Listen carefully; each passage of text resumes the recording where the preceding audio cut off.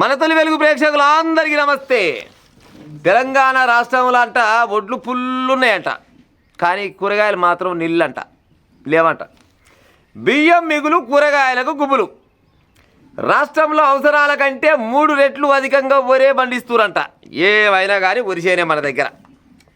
పంతే వరిసేను పండాలి, లేకపోతే మొక్కజొన్న చేను. అవి 2 కాకుంటే అగ్గో దొరుకుతుంది పత్తి చేను అంతే. ఇక ఈ 3కంటే మించిన పంటలే లేవంట. రాష్ట్ర అవసరాల కంటే 3 రెట్ల వరిసేనే ఎక్కువ సాగు చేస్తున్నట. నానాటికి తగ్గుతున్న పప్పులు, నూనె గింజల ఉత్పత్తి. నిజంగా పప్పులు, నూనె గింజలు ఏమన్నా వంతున్నా ఇలా జర ఎవరన్నా గట్టినే బొబ్బరి చేను కానీ, కంది చేను కానీ, పెసరి చేను కానీ, లేకపోతే మినుములు కానీ, లేకపోతే పల్లి చేను కానీ, లేకపోతే పొద్దుతిరుగుడు కానీ, గిసోంటి ఎవరైనా పండిస్తే కామెంట్ పెట్టి ఉపాయం చేయరు. మరి ఈ రాష్ట్రంలో ఎక్కడెక్కడ వంతున్నాయి మనం కూడా జనాలు కూడా చూస్తారు. నానాటికి పప్పు తగ్గుతున్న పప్పులు, నూనె గింజల ఉత్పత్తి 20% నుంచి 50% వరకు దిగుమతులే దిక్కు. మరి పండించినప్పుడు దిగుమతులే దిక్కు అయితే ఏమైతే మరి అగ్రివర్సిటీ అధ్యయనంలో వెల్లడి. మనం ఏమేమి దిగుమతి చేసుకుంటాం కూరగాయలు అంటే బెండకాయ, దొండకాయ, ఆలుగడ్డ, సన్న రకాల కూరగాయలు అన్నీ దిగుమతులేనంట. పప్పు ధాన్యాల అవసరాల్లో 50%, నూనె గింజల్లో 20%, కూరగాయల్లో 30% ఉత్పత్తి సాధిస్తుండగా మిగిలిన ఇతర రాష్ట్రాల నుంచి దిగుమతి చేసుకుంటున్నాం. మిగిలిన అన్ని ఇతర రాష్ట్రాల నుంచి దిగుమతి చేసుకుంటున్నామంట. ప్రధానంగా టమాటా, బెండకాయ, బీరకాయ, కాకరకాయ, చిక్కుడుకాయ, దొండకాయ, సొరకాయ, పచ్చిమిర్చి, ఉల్లిగడ్డ, ఆలుగడ్డ, బీన్స్, క్యాప్సికమ్, క్యాలీఫ్లవరు, క్యాబేజీలను అధికంగా దిగుమతి చేసుకుంటున్నాం. పాలు వాటి అనుబంధ ఉత్పత్తులు అరటి, దానిమ్మ, ద్రాక్ష వంటి వాటిని కూడా దిగుమతులే దిక్కవుతున్నాయి. ఇంకా చూడురు కథ, అన్ని దిగుమతులే. మరి ఈ పంటలు ఏమక్కడికి పండిస్తలేకుండొచ్చు అంటే తెలంగాణ రైతులకు ఈ పంటలు పండించే చేత కాకుండొచ్చునా? తెలంగాణ రాష్ట్ర ప్రజలకు కానీ రైతులకు కానీ ఈ పప్పులు, ఈ నూనె వస్తువులు, నూనె గింజలు తయారు చేయడం తెలంగాణ రాష్ట్ర ప్రజలకు రైతులకు తెలియకుండొచ్చునా? ఒకప్పుడు పండియలే వీళ్ళంతా. ఒకప్పుడు అన్ని రకాల పంటలు సద్ద చేను అయినా, జొన్న చేను అయినా, మొక్కజొన్న చేను అయినా, లేకపోతే బొబ్బరి చేను అయినా కానీ, పెసరి చేను అయినా కానీ, కంది చేను అయినా కానీ, పొద్దుతిరుగుడు అయినా కానీ, మినుములు అయినా కానీ అన్ని రకాల పంటలు పండించేది రైతులు. మరి ఈ మధ్యకాలంలో ఈ 10-12 ఏళ్ళ నుంచి ఏమక్కర తగ్గుతున్నాయి ఈ పంటలు అనేది ఏ ఒక్క రాజకీయ నాయకుడైనా ఆలోచించిండా? ఎవడు ఆలోచించాడు? ఎందుకంటే మాకేమెక్కరా, మా ఇంట్లోకి వచ్చేడు అన్నీ నాణ్యమైన వస్తుంది, జనాలు తిన్నారు, పత్తి పండినారు, మాకేందన్న కాలం ఉంది. ఇట్టవంతాయి. ఇప్పుడు వరిసేను అంటే నిజంగానే సరే రైతు కష్టం పడకాడికి పడతాం, 2-3 నెలలు కష్టపడితే తర్వాత వరిసేను వేస్తాం, ఒడ్లు కోసుకుంటాం, సపరేట్గా ఇట్లా వేసుకుంటాం. మొక్కజొన్న చేను కూడా గంతే, ఆ తర్వాత పత్తి చేను కూడా గంతే. కష్టాలు ఉంటాయి, అన్ని రకాల కష్టాలు ఉంటాయి. కానీ ఇప్పుడు పప్పు దినుసులు పండించే అంత కష్టమైతే ఉండదు. కష్టం ఎందుకు ఉండదు కానీ జర ఈజీగా అన్నట్టు. ఎందుకు ఈజీగా అంటే వాస్తవానికి చెప్పాలంటే ముఖ్యంగా ఎందుకు పండిస్తలేరు ఈ పప్పు దినుసులు అంటే కోతుల బెడద ఎక్కువ ఉంది. కోతుల బాధ నాశనం అయిపోను. తెలంగాణ రాష్ట్రంలో ఉన్న కోతులు భారతదేశం మొత్తంలో ఏడలేవేమో పాడుగాను. ఊరుకు దగ్గర 5,000 నుంచి 10,000 కోతులు ఉన్నాయి. యాడికెళ్ళి పంటలు పంతాయి చెప్పురిగా రేవంత్ రెడ్డి? మీ మేనిఫెస్టోలో కూడా పెట్టిరు, బీఆర్ఎస్ మేనిఫెస్టోలో పెట్టిరు, బీజేపీ మేనిఫెస్టోలో పెట్టిరు. తెలంగాణ రాష్ట్రంలో మా ప్రభుత్వం అధికారంలోకి వస్తే కోతులను పట్టిస్తామని చెప్పారు. మరి ఎక్కడ పోయారు? గత ప్రభుత్వం 10 ఏళ్ళు వెళ్ళిపోయినా వాళ్ళు పట్టే పోయిరి.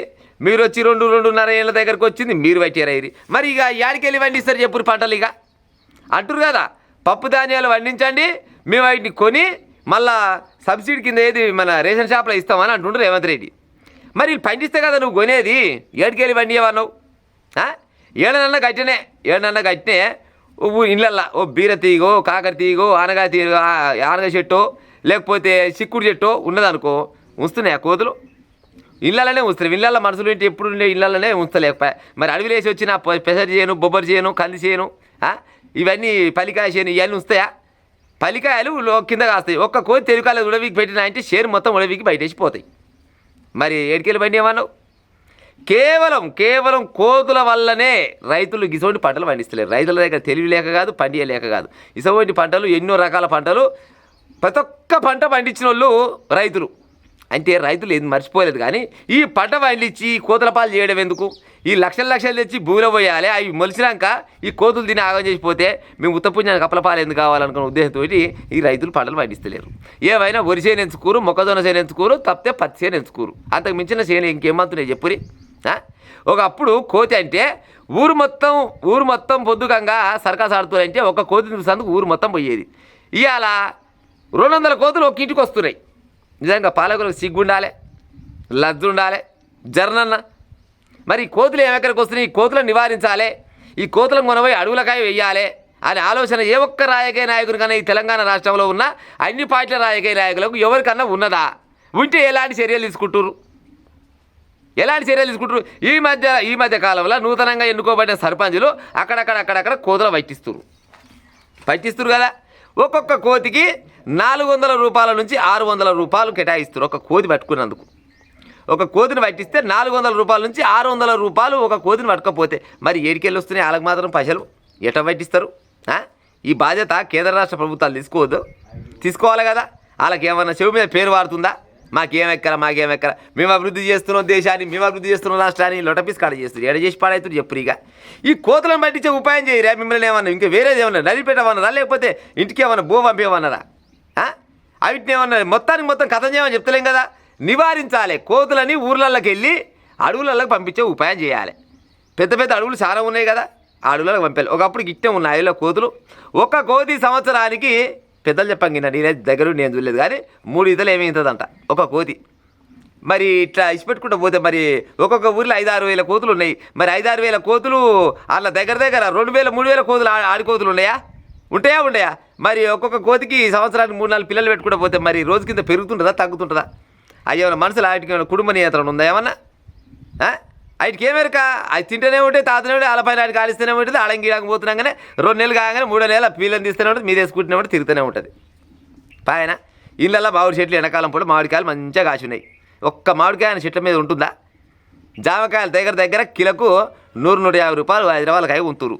ఈ జామకాయలు కొనక తిని అరువులు ఎప్పుడన్నా వెనకడికి ఉత్తగా ఆ చెట్లకు ఈ చెట్లకు పీక్కొని తినేది. మరి గిసవంటి పంటలన్నీ వండాలంటే పప్పులైనా కానీ తినే పండ్లైనా కానీ క్లియర్గా ఇచ్చిండు. ఆడ ఏమి ఇచ్చిండు? దానిమ్మ, ద్రాక్ష, చాలా రకాల పండ్లు మొత్తం బయటికి వెళ్ళి మనం దిగుమతి తీసుకుంటామంట. మరి ఇవన్నీ దిగుమతి చేసుకునే కాలం ఎందుకు వచ్చిందంటే మన రాష్ట్రంలో పంతలేవు కాదు, పండియలేకపోతురు. ఎందుకు పండియలేకపోతురు అంటే ఈ కోతుల బెడద ఎక్కువ ఉంది.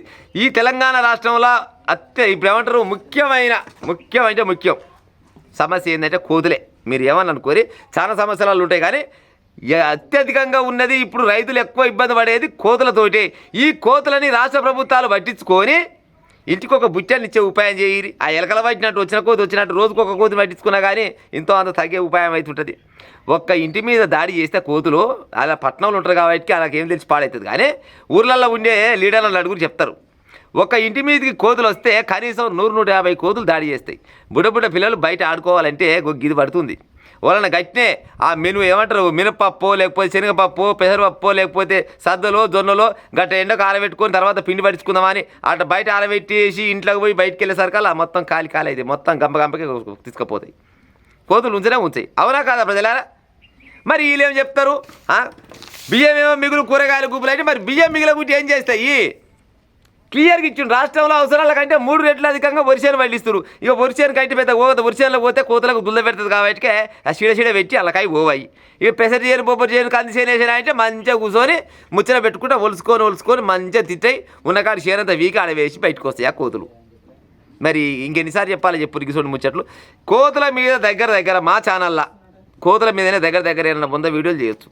అయినా కానీ కోతులు నేను పట్టించుకునే ఉపాయం చేస్తే కోతులని నివారించే ఉపాయం చేస్తే తెలంగాణ రాష్ట్రంలో అన్ని రకాల పప్పు ధాన్యాలు వంతాయి, అన్ని రకాల నూనె గింజలు వంతాయి, అన్ని రకాల వంట గింజలు వంతాయి. అన్ని పంటను అంటూ ఏమి లేదు. ఈ తెలంగాణ రాష్ట్రంలో పంటలకు కొదవ ఉండదు. కానీ కేవలం మీ రాజకీయ నాయకుల నిర్లక్ష్యం వలన ఈ కోతుల బెడద వలన చాలా రకాలకు ఇబ్బంది ఉన్నది.